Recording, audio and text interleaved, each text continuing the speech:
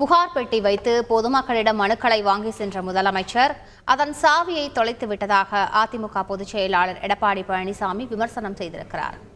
இந்த வட மாவட்டத்தில் இருக்கின்ற மக்களுக்கெல்லாம் குடிநீரும் வேளாண்மைக்கு பயன்படுத்துறது இந்த பாலாறு. இந்த பாலாற்றுல ஆந்திர அரசாங்கம் 300 கோடியில தடுப்பணை கட்டுது. பூஜை போட்டாங்க.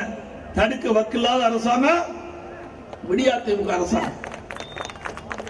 பாலைவனமாயிருங்க. ஏற்கனவே 18 தடுப்பணை கட்டிட்டாங்க. இது மிகப்பெரிய தடுப்பணை. இது ஆந்திரா பகுதியில் கட்டிட்டா ஒரு சொட்டு தண்ணி கூட இந்த பாலாற்றுல நமக்கு கிடைக்காது.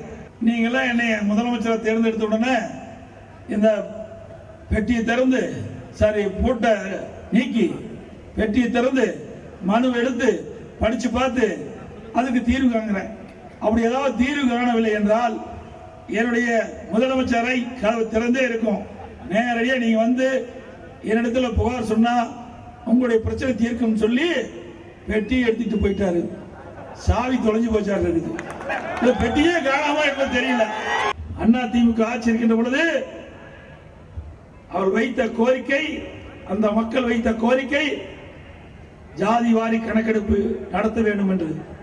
அதை ஜிஓ போட்டது நான் முதலமைச்சர் இருந்த பொழுது அம்மாவுடைய அரசாங்கம். நீ நெட்ல போனா ஜிஓ எடுத்துக்கலாம். ஒரு வார்த்தை பேச மாட்டேங்கிறாங்க. ஒரு வார்த்தை நான் ஜிஓ போட்டது பேச மாட்டேங்கிறாங்க. போட்டா அண்ணா திமுக ஓட்டு அதிகம் வந்து சொல்லி பேச மாட்டேங்கிறாங்க. செய்திகளை உடனுக்குடன் தெரிந்து கொள்ள உடனே சப்ஸ்கிரைப் பண்ணுங்க.